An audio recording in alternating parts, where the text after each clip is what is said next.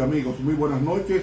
Les habla el profesor Ramón Romero, quien agradece que usted esté en sintonía con este culto de jueves y viernes y algunos sábados sobre el estudio de los 144,000 y su significado.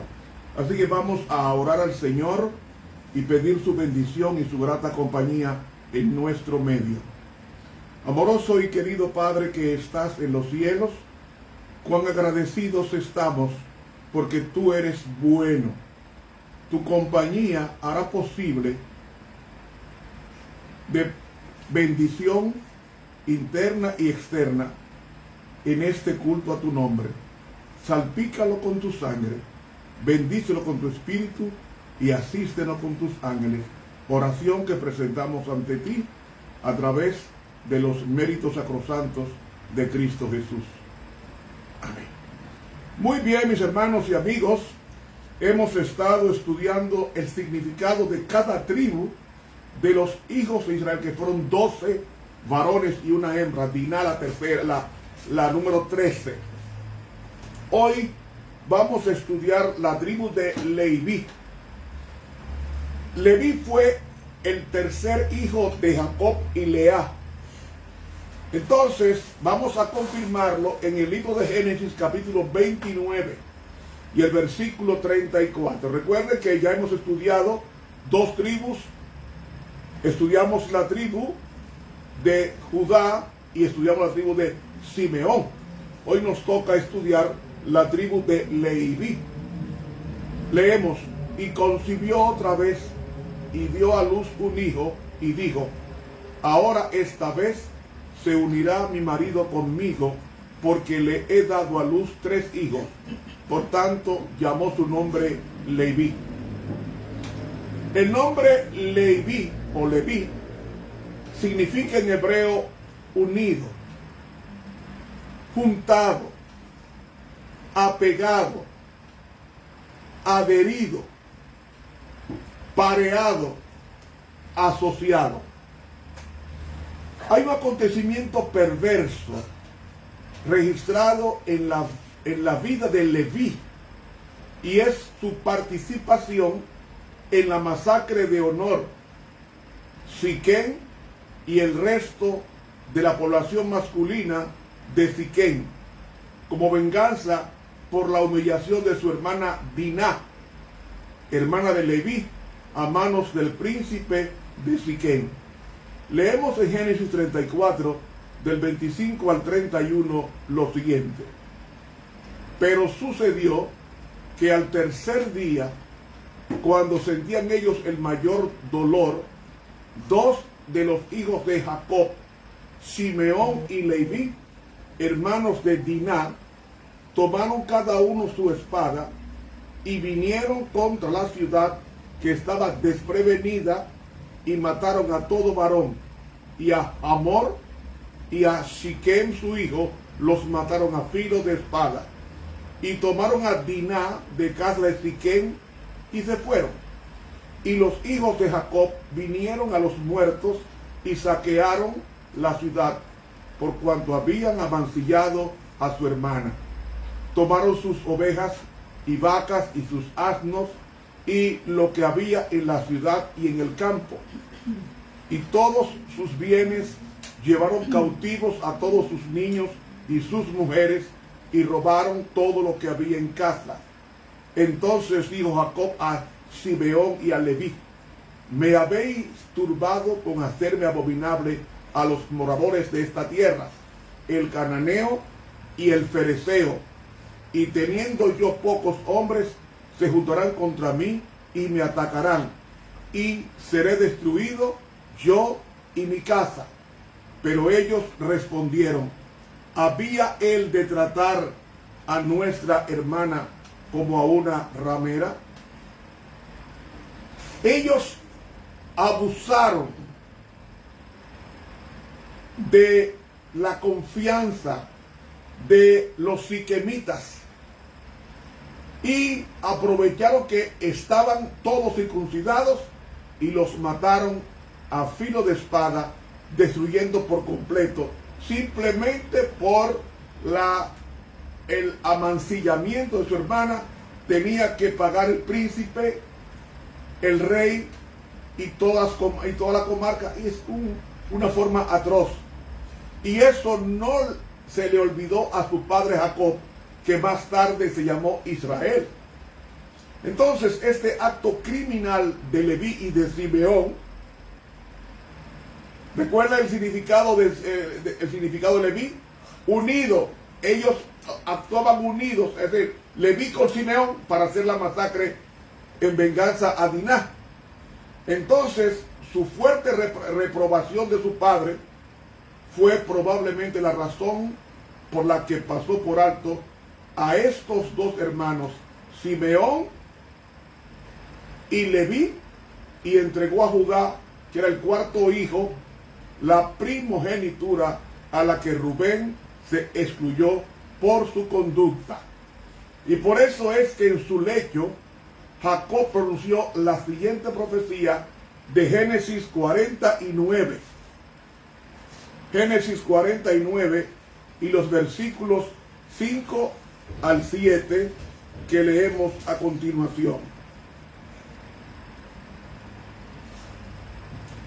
Simeón y Leví sus hermanos, armas de iniquidad sus armas, en su consejo no entre mi alma, ni mi espíritu se junte en su compañía, porque en su furor mataron hombres.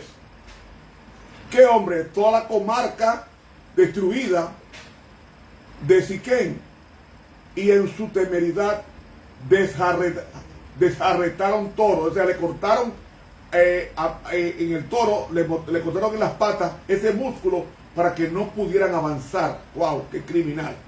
Y en su temeridad desarretaron toros. Maldito su furor, que fue fiero, y su ira, que fue dura.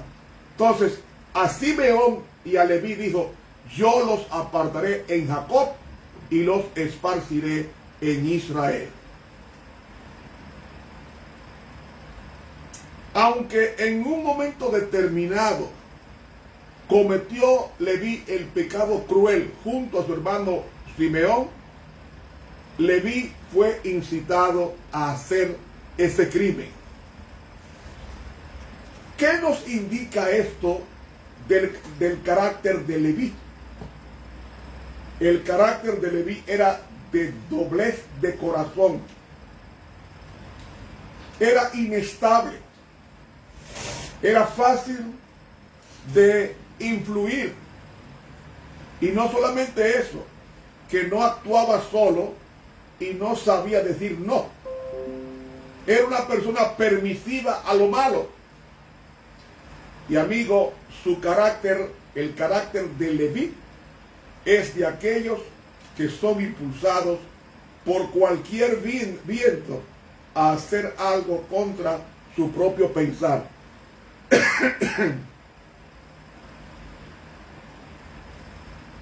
¿Cómo vamos a encontrar esa característica en uno de los descendientes de la tribu de Leví?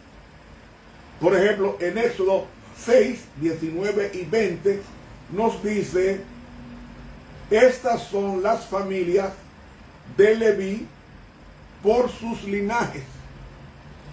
Y Amram tomó por mujer a Jocabed, su tía, la cual dio a luz a Aarón y a Moisés. Y los años de la vida de Amram, el padre de Leví, fueron 137 años. Ahora vamos a leer a Éxodo 32, donde sí vemos cómo actuaba los Leví, la tribu de Leví, los descendientes de Leví, cómo actuaban, y veremos la veleidad, la inconstancia de esta tribu, lo fácil que era de influir en ella para hacer lo malo. Vamos a leer el capítulo 32 de Éxodo. Capítulo 32. Mas viendo el pueblo que Moisés tardaba en descender del monte, allegóse entonces a Aarón y dijéronle: levántate, haznos dioses que vayan delante de nosotros, porque a este Moisés, aquel varón que nos sacó de la tierra de Egipto, no sabemos qué le haya acontecido. Y Aarón les dijo, apartad los zarcillos de oro que están en las orejas de vuestras mujeres, y de vuestros hijos, y de vuestras hijas, y traédmelos. Entonces todo el pueblo apartó los zarcillos de oro que tenían en sus orejas, y trajéronlos a Aarón, el cual los tomó de las manos de ellos, y formólo con buril, e hizo de ello un becerro de fundición. Entonces dijeron, Israel, estos son tus dioses que te sacaron de la tierra de Egipto. Y viendo esto a Aarón, edificó un altar delante del becerro, y pregonó a Aarón y dijo, mañana será fiesta a Jehová. Y el día siguiente madrugaron y ofrecieron holocaustos y presentaron pacíficos. Y sentóse el pueblo a comer y a beber, y levantáronse a regocijarse. Entonces Jehová dijo a Moisés, anda, desciende, porque tu pueblo que sacaste de tierra de Egipto se ha corrompido. Presto se han apartado del camino que yo les mandé, y se han hecho un becerro de fundición, y lo han adorado, y han sacrificado a él, y han dicho, Israel, estos son tus dioses, que te sacaron de la tierra de Egipto. Dijo más Jehová a Moisés, yo he visto a este pueblo, que por cierto es pueblo de dura cerviz. Ahora pues, déjame que se encienda mi furor en ellos, y los consuma, y a ti yo te pondré sobre gran gente. Entonces Moisés oró a la faz de Jehová su Dios, y dijo, oh Jehová, ¿por qué se encenderá tu furor en tu pueblo, que tú sacaste de la tierra de Egipto con gran fortaleza y con mano fuerte? ¿Por qué han de hablar los egipcios diciendo, para mal los sacó, para matarlos en los montes, y para raerlos de sobre la haz de la tierra? Vuélvete del furor de tu ira, y arrepiéntete del mal de tu pueblo. Acuérdate de Abraham, de Isaac, y de Israel tus siervos, a los cuales has jurado por ti mismo, y dícholes, yo multiplicaré vuestra simiente como las estrellas del cielo, y daré a vuestra simiente toda esta tierra que he dicho, y la tomarán por heredad para siempre. Entonces Jehová se arrepintió del mal que dijo que había de hacer a su pueblo. Y volvióse Moisés y descendió del monte, trayendo en su mano las 2 tablas del testimonio, las tablas escritas por ambos lados, de una parte y de otra estaban escritas. Y las tablas eran obra de Dios, y la escritura era escritura de Dios grabada sobre las tablas. Y oyendo Josué el clamor del pueblo que gritaba, dijo a Moisés, alarido de pelea hay en el campo. Y él respondió, no es eco de algazara de fuertes, ni eco de alaridos de flacos, algazara de cantar oigo yo. Y aconteció que como llegó él al campo, y vio el becerro y las danzas, enardeciósele la ira a Moisés, y arrojó las tablas de sus manos, y quebrólas al pie del monte. Y tomó el becerro que habían hecho, y quemólo en el fuego, y moliólo hasta reducirlo a polvo, que esparció sobre las aguas, y diólo a beber a los hijos de Israel. Y dijo Moisés a Aarón, ¿qué te ha hecho este pueblo que has traído sobre él tan gran pecado? Y respondió Aarón, no se enoje mi señor, tú conoces el pueblo que es inclinado a mal, porque me dijeron, haznos dioses que vayan delante de nosotros, que a este Moisés, el varón que nos sacó de tierra de Egipto, no sabemos qué le ha acontecido. Y yo les respondí, ¿quién tiene oro? Apartadlo. Y diéronmelo, y echélo en el fuego, y salió este becerro. Y viendo Moisés que el pueblo estaba despojado, porque a Aarón lo había despojado para vergüenza entre sus enemigos, púsose Moisés a la puerta del real y dijo, ¿quién es de Jehová? Júntese conmigo. Y juntáronse con él todos los hijos de Leví. Muy bien, mis hermanos. Hasta aquí la cita del incidente que aconteció al pie de la montaña en la adoración del becerro de oro. Ahora escuche cómo la pluma inspirada explica lo que acabamos de leer en Éxodo 32 con relación a la adoración del becerro de oro, que era el buey apis egipcio, otro nombre de Satanás, el nombre de Baal, que era personificado a través de un toro, por medio de un toro. En el libro Patriarcas y Profetas, página 327, con relación a este incidente, la pluma inspirada dice: para hacer frente a semejante crisis, hacía falta un hombre de firmeza, decisión y ánimo imperturbable. Un hombre que considerara el honor de Dios por sobre el favor popular. Un hombre vertical por sobre su seguridad personal y su vida misma. Pero el jefe provisorio de Israel no tenía ese carácter. Es decir, Aarón es como significa, como es descendiente de la tribu de Leví, era inestable, veleidoso, que le gustaba hacer la cosa unido o congraciado, y Aarón había heredado ese defecto del carácter de Leví, porque Aarón era de la tribu de Leví, era descendiente de Leví, de quien estamos estudiando en esta noche. Ahora dice la sierva de Dios ahí mismo, continuando la lectura, Patriarcas y Profetas, en la página 327, dice ella: Aarón reconvino débilmente al pueblo, reprendió débilmente al pueblo, y su vacilación y timidez en el momento crítico solo sirvieron para hacerlos más decididos en su propósito. Cuando un pueblo ve que su dirigente principal no está seguro que va a hacer, juega con él. Aarón no tenía la firmeza que demandaba el momento. Y sigue diciendo ella: el tumulto creció. Un frenesí ciego e irrazonable pareció posesionarse de la multitud.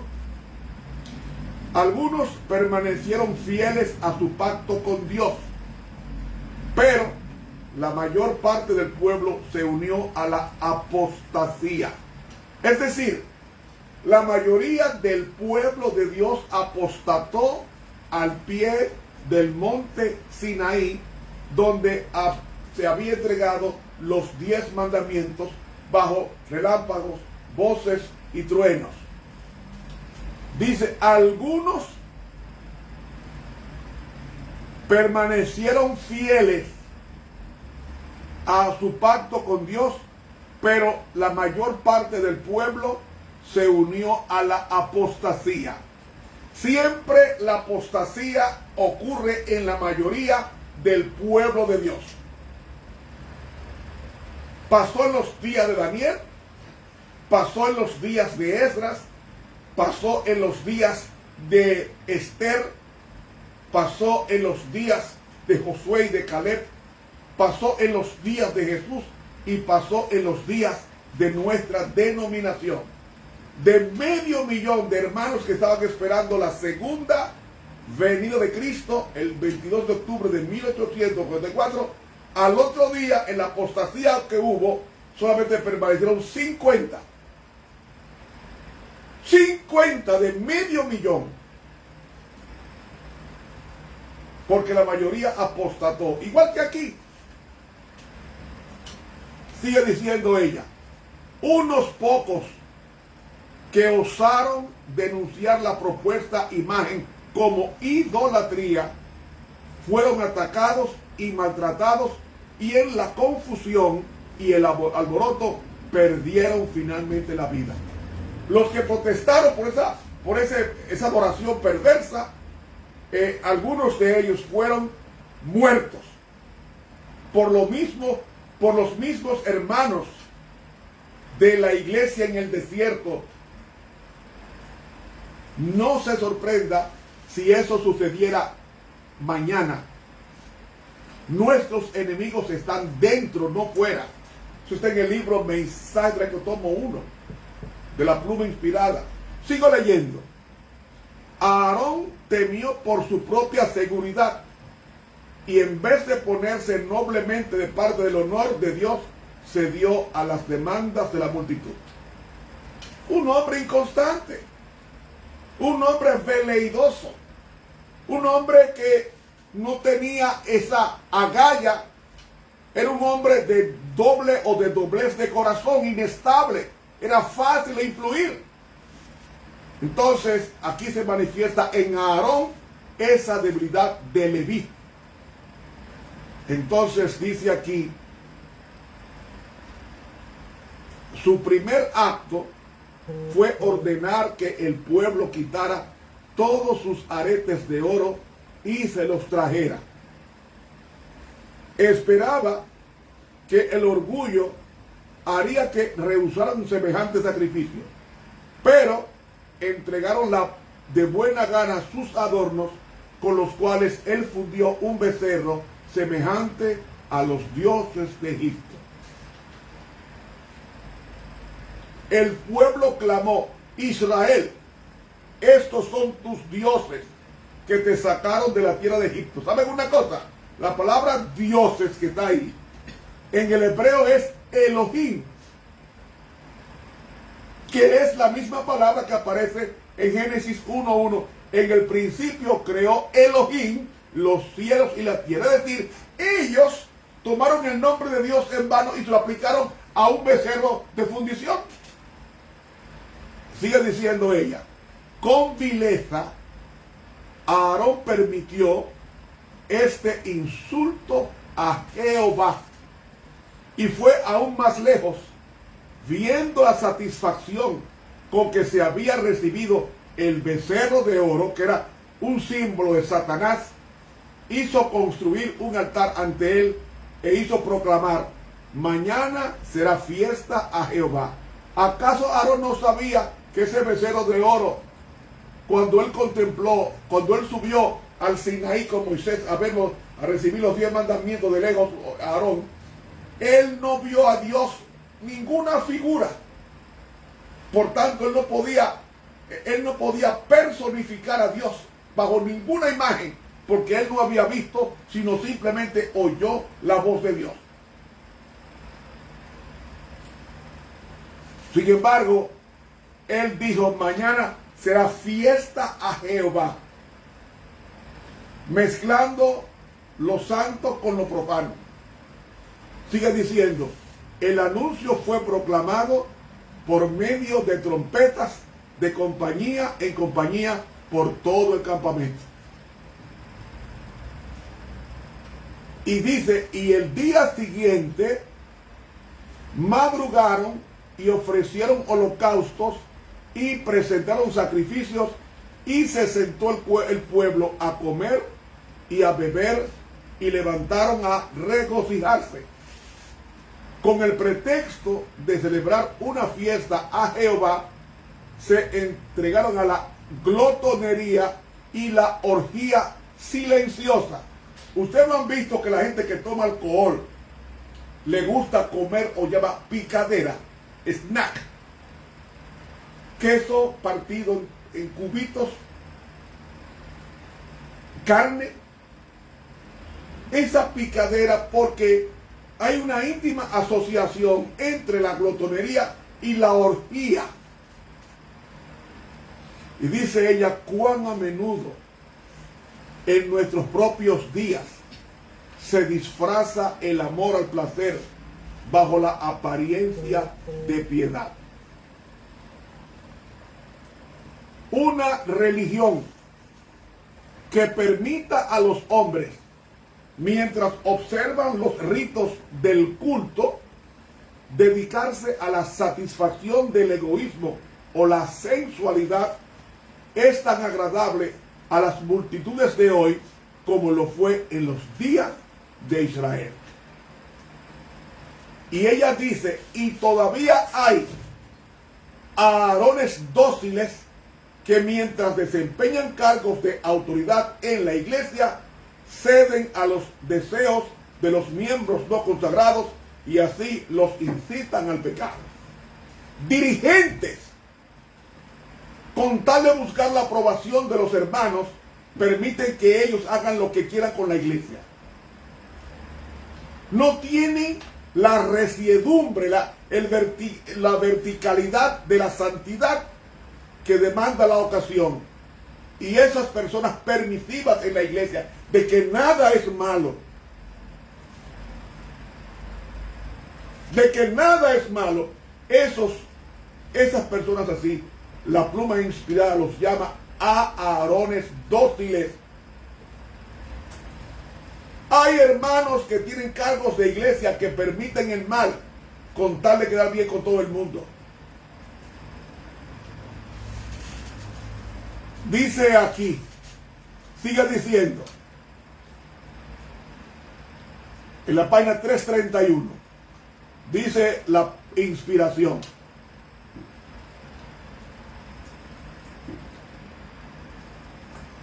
El gran jefe hizo comparecer ante él a su hermano culpable, es decir, Moisés a su hermano Aarón, y le preguntó severamente: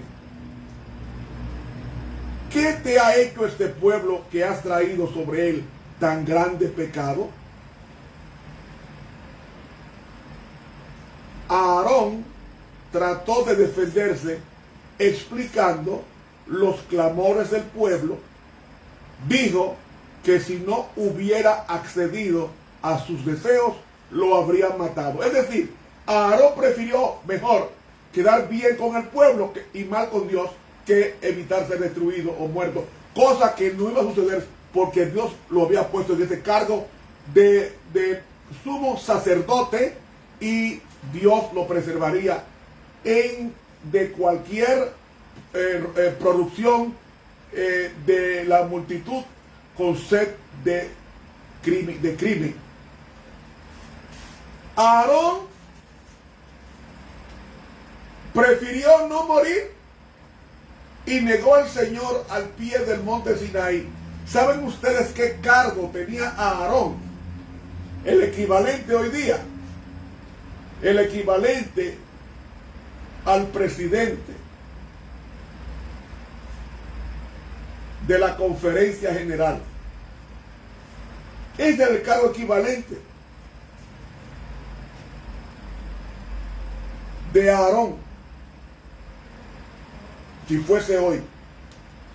Un hombre de una alta investidura echó por el suelo el oficio sacerdotal sagrado que había ofertado al Señor a través de las ofrendas cruentas que presentaba en el tabernáculo el testimonio. Entonces dijo Aarón a Moisés: no se enoje mi señor, tú conoces el pueblo que es inclinado al mal. O sea, él es inclinado al bien, pero el pueblo es inclinado al mal. ¿Y quién incitó al pueblo al mal? Aarón.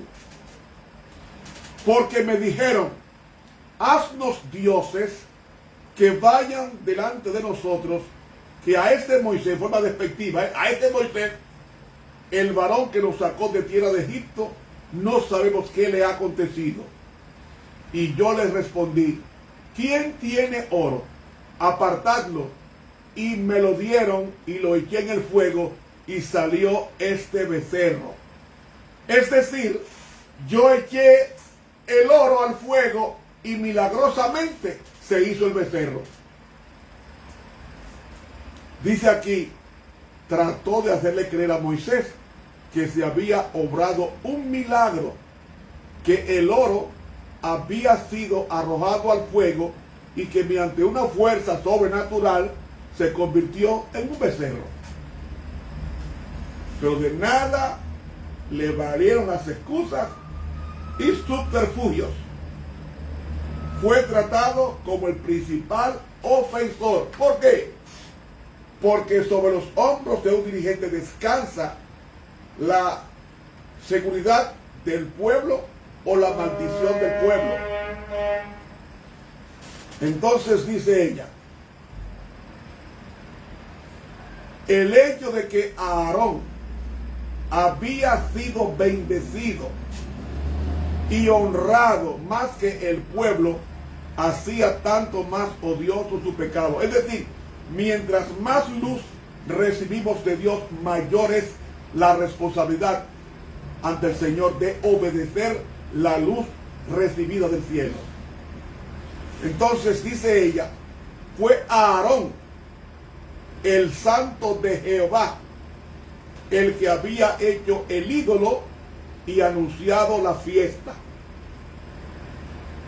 Fue él que había sido nombrado portavoz de Moisés, y acerca de quien Dios mismo había manifestado, yo sé que él puede hablar bien, el que no impidió a los idólatras que cumplieran su osado propósito contra el cielo. Fue Aarón, por medio de quien Dios había obrado y enviado juicios sobre los egipcios y sus dioses, el que sin inmutarse oyó proclamar ante la imagen fundida, estos son tus dioses que te sacaron de la tierra de Egipto. Fue él que presenció la gloria del Señor cuando estuvo con Moisés en el monte, y que no había visto nada en ella de lo cual pudiese hacerse una imagen. El que trocó, o sea, el que cambió aquella gloria en la semejanza de un becerro.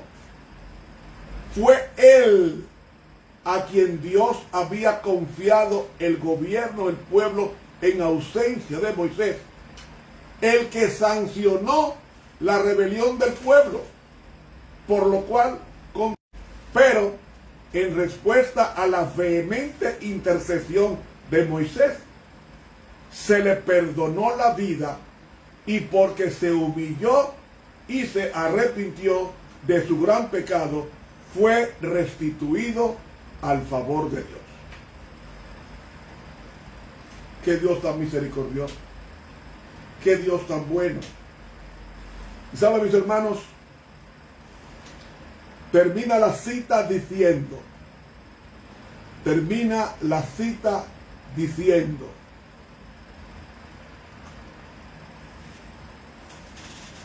de todos los pecados que Dios castigará, ninguno es más grave ante sus ojos que el de aquellos que animan a otros a cometer el mal.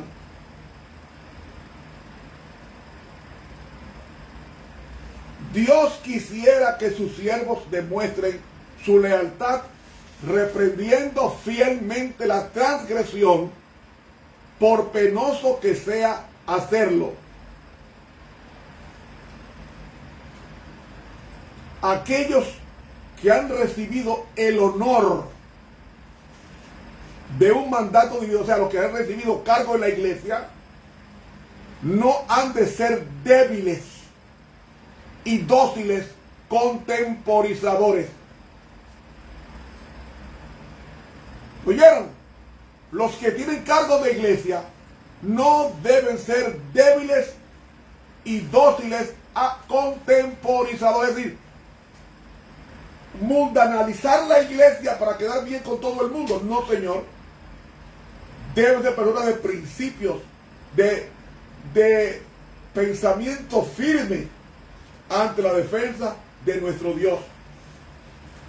No han de perseguir la exaltación propia ni evitar los deberes desagradables, sino que debe realizar la obra de Dios con una fidelidad inflexible. Hermanos, yo tengo más de 50 años en la iglesia.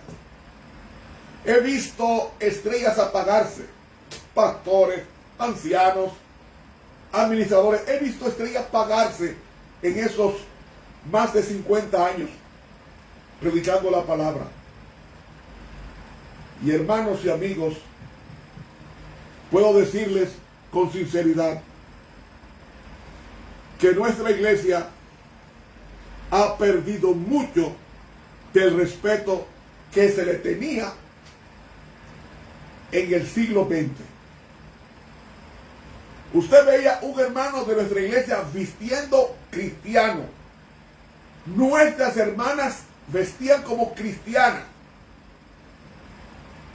con un decoro, con una decencia, con una pulcritud y con una expresión de temor a Dios que yo no lo he visto en este siglo XXI, en esta generación. Iglesias que se pasaban las noches enteras orando por el Espíritu Santo. Dirigentes que eran hombres de Dios, que se dejaban usar y Dios los bendecía. Incluso hubo más de una ocasión cuando veíamos a ángeles caminando en la sesión de oración, como también ángeles que tocaban el piano, porque el piano sonaba, las teclas se movían y daba una música celestial que todos contemplábamos. Eran momentos felices. Veíamos a las Biblias por levitarse, levantarse sola y abrirse sola en contextos inteligibles. Eso pasaba en nuestra iglesia en el siglo XX. Pero hoy día hay muchos dirigentes de iglesia que son contemporizadores, son como Aarón, que se dejan llevar por los miembros de la iglesia y no les enseñan, claro que no son todos, no les enseñan a temer a Dios y a guardar sus mandamientos. He leído del libro Patriarcas y Profetas en las páginas 327, 328, 331, 333 de la Pluma Inspirada. Hermanos, hay que ser leal a Dios en los días de prosperidad y en los días de adversidad. Hay un libro que ya no está en circulación, pues ya está traducido en los testimonios para la iglesia, que antiguamente tomaron de esos 9 tomos de testimonios para la iglesia, estaban en inglés, y cogieron selecciones de ellos y lo publicaron en 3 tomos llamados Joya de los Testimonios, tomo 1, tomo 2 y tomo 3. Pues mire, en Testimonio para la Iglesia, tomo 3, página 298, dice la tierra de Dios: Dios considera a su pueblo como un cuerpo, responsable por los pecados que existen en los individuos que están entre ellos. Si los dirigentes de la iglesia descuidan la investigación diligente de los pecados que traen el desagrado de Dios sobre el cuerpo, llegan a ser responsables por estos pecados. Es decir, si yo veo a un hermano de iglesia que está en adulterio y yo hago que ese hermano suba y participe y no converso con el pastor de iglesia para que converse con ese hermano para que abandone ese pecado, sino que me quedo callado, yo soy responsable de esos pecados que van a afectar a la iglesia como cuerpo. Como cuerpo. Porque el pecado de cada hermano trae desagrado y dolor a la iglesia del cielo y a la iglesia de la tierra. He leído Testimonios para la iglesia, tomo 3, página 298. El libro que les he hablado se llama Joyas de los Testimonios, el tomo 1, en la página 334. Oiga lo que ella dice con relación a la conducta que debe tener un pastor o un anciano de iglesia. Escuchen esto.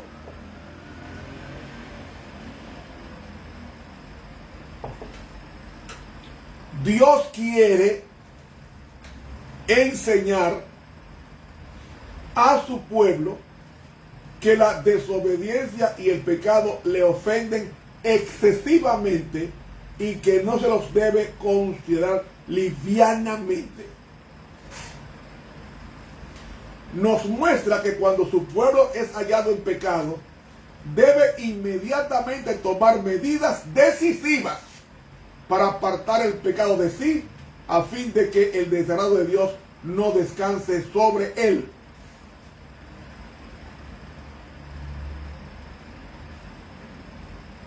Hay que decir, cortar el mal de una vez. De una vez. porque si no, ese pecado va a impedir la bendición a la iglesia y en consecuencia la participación de los demonios en el seno de la iglesia. Y cuando digo pecado, me refiero a pecados, no a pecados, a pecados de la mente. Me refiero a los pecados que traigo oprobio a la obra, pecados públicos. No deben ser permitidos sin sanción en el seno de la iglesia para no pasar a ser a varones dóciles y permisivos. Sigue diciendo, pero si los que ocupan puestos de responsabilidad pasan por alto los pecados del pueblo, su desagrado pesará sobre ellos y el pueblo será tenido en conjunto por responsable de esos pecados. ¿Usted oyó? Los pecados que se permiten en la iglesia, los pecados públicos de ofensa al Señor, esos pecados cuando no se corrigen, dice que el pueblo será tenido en conjunto por responsable de esos pecados, aunque el pueblo no haya cometido, sino algunas personas aisladas. Sigue diciendo, en su trato con su pueblo en lo pasado, el Señor reveló la necesidad de purificar la iglesia del mal. Y ahora escuchen esto bien fuerte. Un pecador puede difundir tinieblas que privarán de luz. Un pecador puede difundir tinieblas que privarán de la luz de Dios a toda la congregación.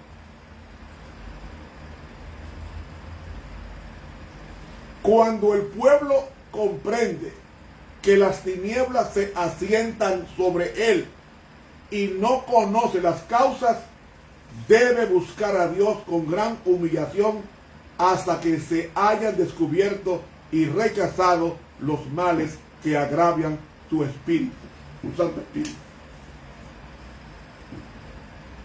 Una iglesia que no crece, hay que poner en oración. Toda la congregación orando.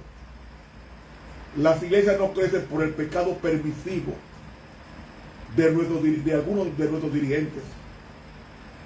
Sigue diciendo ella, el prejuicio que se ha levantado contra nosotros porque hemos reprendido los males cuya existencia Dios me reveló, y la acusación que se ha suscitado de que somos duros y severos es injusta.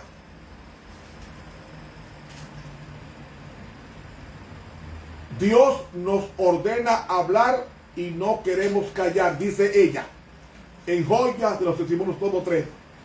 Si hay males evidentes entre su pueblo, si los hijos de Dios los pasan por alto con indiferencia, en realidad estos sostienen y justifican al pecador. O sea, él lo está haciendo bien y que son igualmente culpables y causarán como aquel el desagrado de Dios, porque serán hechos responsables de los pecados de los culpables. ¿Saben ustedes por qué Elí se perdió? Fue porque él se hizo la vista gorda del pecado de los pastores de su época, que eran sus dos hijos, Ofni y Finees. Y hermanos, dice ella, se me ha mostrado en visión muchos casos que provocaron el desagrado de Dios por la negligencia de sus siervos al tratar con los males y pecados que existían entre ellos. Y escuchen ahora, los que excusaron estos males fueron considerados por el pueblo como personas de disposición muy amable, simplemente porque rehuían el desempeño de un claro deber bíblico. La tarea no era agradable para sus sentimientos, por lo tanto lo eludían, lo evitaban. Querían quedar bien con el pueblo y no con Dios. Sigue diciendo ella, El espíritu de odio que ha existido entre algunos porque fueron reprendidos los males que reinaban entre el pueblo de Dios, ha ocasionado ceguera y un terrible engaño para sus almas, haciéndoles imposible discriminar entre lo bueno y lo malo. Los tales han apagado su propia visión espiritual. Pueden presenciar los males, pero no se sienten como lo sentía Josué, ni se humillan al advertir el peligro de las almas. Un pecado público, no castigado, no reprendido por los dirigentes, causa una maldición al dirigente de esa iglesia y en su conjunto a toda la iglesia. Eso es lo que yo acabo de leer, hermano. Esas personas que son así son Aarones dóciles, los cuales no van a entrar a la tierra prometida. No van a entrar. Porque si hay una cosa que Dios odia, es el pecado. Ama al pecador, pero el pecado lo odia tanto el pecado, que vino a dar con su vida el precio de nuestra redención para que no muramos en el pecado eternamente.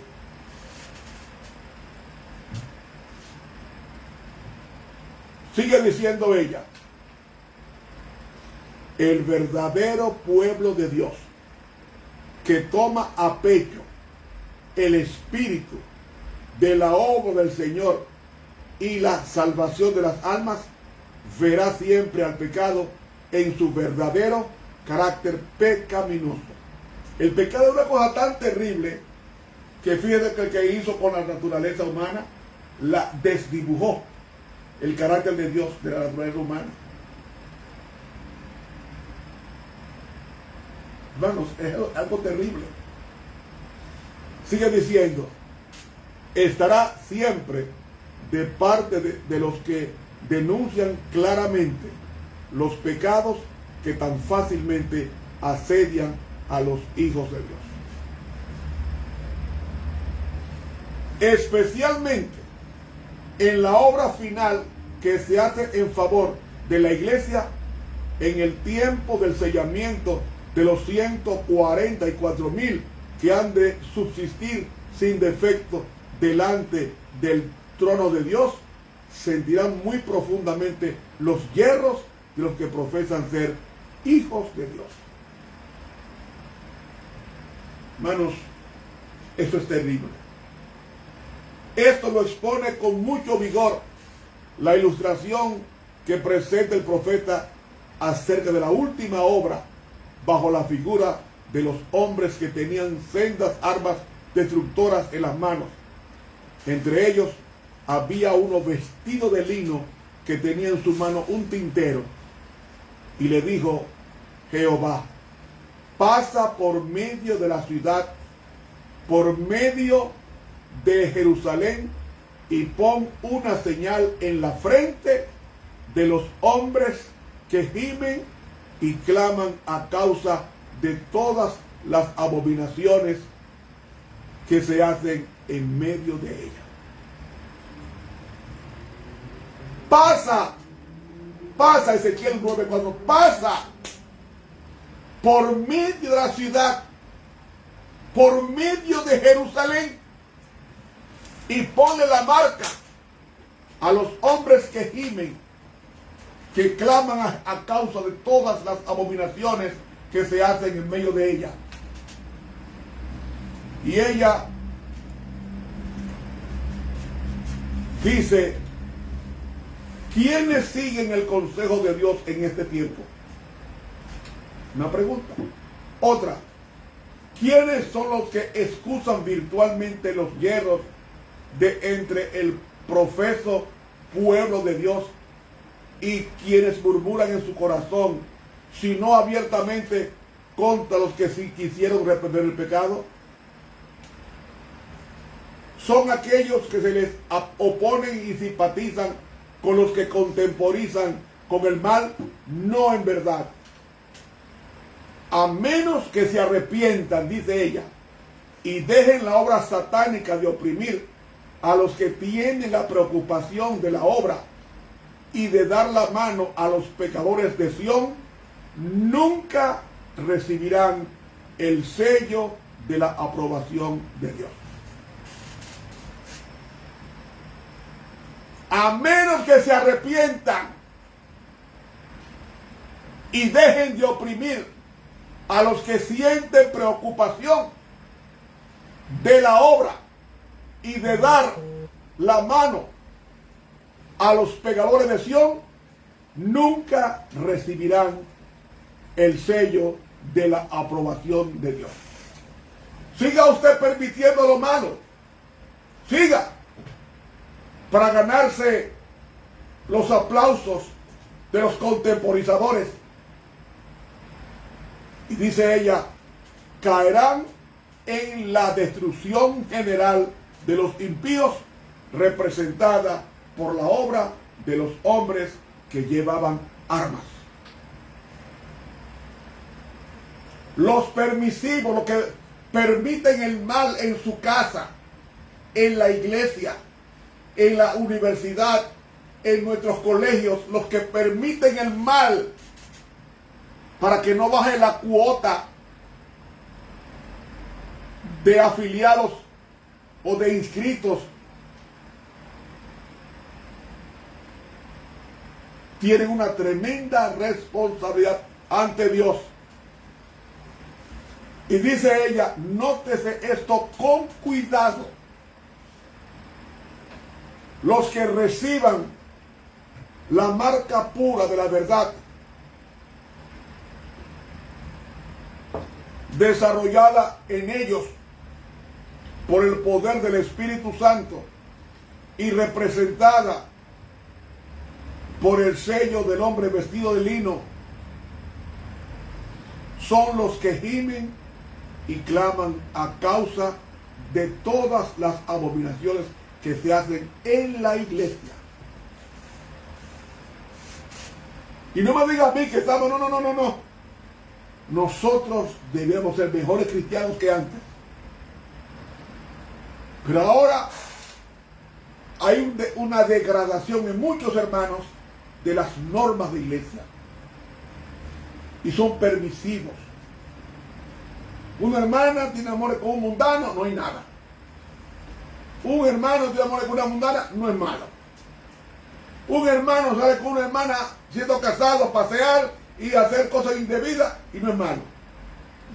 Señores, ¿y qué es lo que estamos esperando? Aquí está hablando claramente, los que permiten eso, aplauden eso, o hacen caso omiso a estas cosas, dice, caerán en la destrucción general de los impíos, representada por la obra de los hombres que llevaban armas. Y dice ella, su amor por la pureza y el honor y la gloria de Dios es tal, y tiene una visión tan clara del carácter excesivamente pecaminoso del pecado, que se los presenta agonizando, suspirando y llorando. Y cita el capítulo 9 de Ezequiel. Son los que van a recibir el sello de Dios, los que viven clamando y gimiendo a causa de las cosas malas, los pecados permitidos dentro de la iglesia. Y la cita termina diciendo así: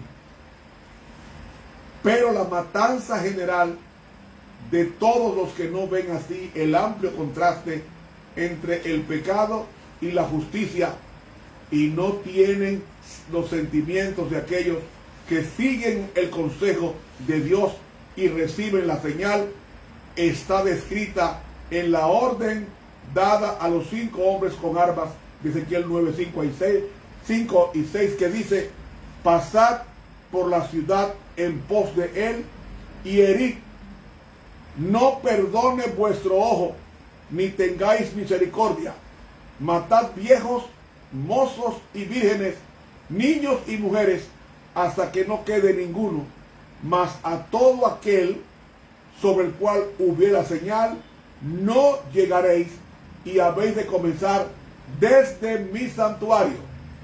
¿Con quiénes Dios va a pedir cuenta? Con los que ministran en el santuario.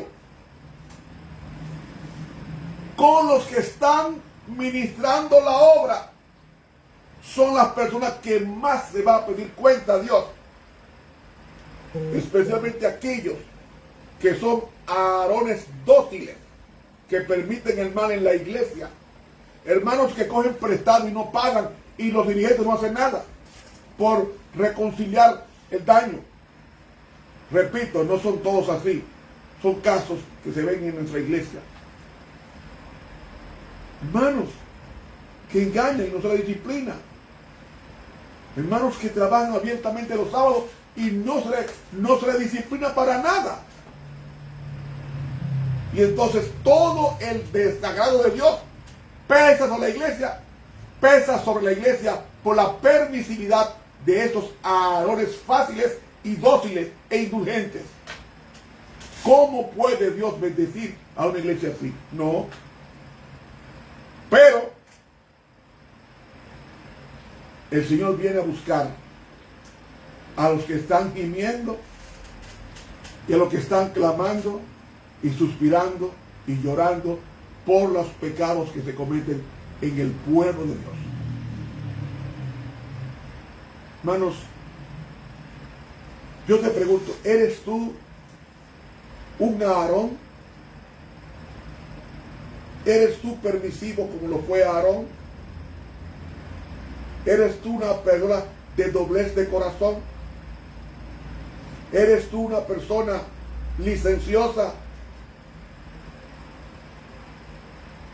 ¿Eres tú de los hermanos como yo, que he viajado tanto a los Estados Unidos a campañas evangelísticas, a diferentes estados de Estados Unidos, al este, al norte, al sur, a todos esos sitios me he tocado dar campañas evangelísticas?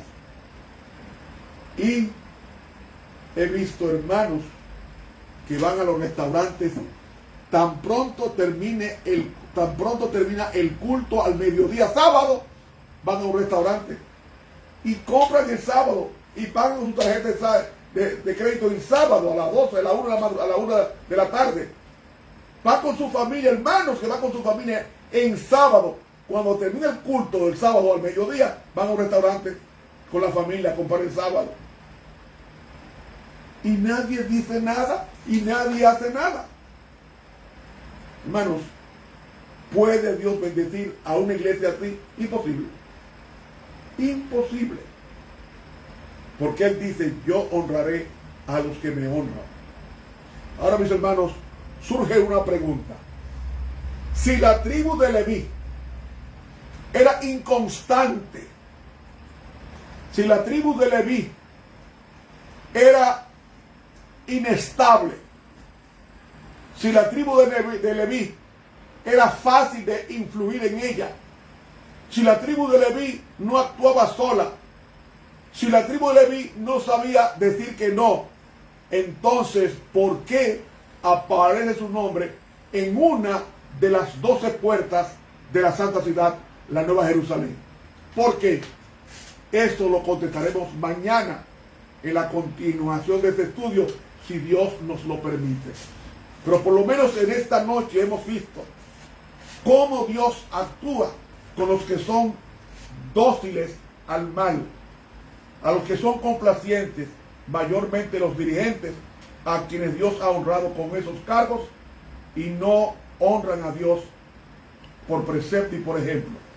Mañana, si Dios lo permite, vamos a estudiar por qué esta tribu, siendo así, aparece su nombre en una de las 12 puertas de la Santa Ciudad en Apocalipsis capítulo 21. Vamos a orar al Señor. Padre mío, Padre nuestro, Padre divino, te damos las gracias, Señor, porque tu palabra es verdad, porque tú nos hablas a través de ella. Ayúdanos a no ser padres permisivos, ni ancianos permisivos, ni pastores permisivos, ni administradores permisivos, sino que con amor tracemos bien la palabra de verdad. Que hagamos de Cristo el deseado de todas las gentes. Que hagamos de Él el mayor sentimiento de felicidad y de gozo, que nos gocemos en Él, en su palabra y en la obediencia a ella.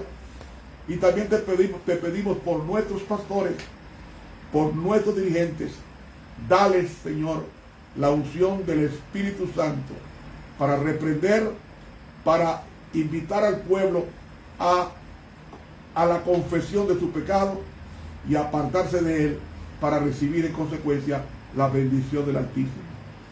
Bendice, oh Dios, a todos que nos escuchan y a los veedores también, y damos el privilegio no solamente de predicar, de enseñar, sino también de vivir las cosas que predicamos y enseñamos. Damos la bendición en esta noche y mañana a la misma hora de hoy, que tú sigas con nosotros en este interesante estudio, oración que te presentamos en el bendito y glorioso nombre de Cristo Jesús. Amén. Amén. Muchas gracias, hermanos. Bendiciones. Mañana a las 8 de la noche continuamos con este interesante estudio de por qué la tribu de Leví está en el cielo, su nombre escrito, si era una tribu tan inconstante y tan complaciente.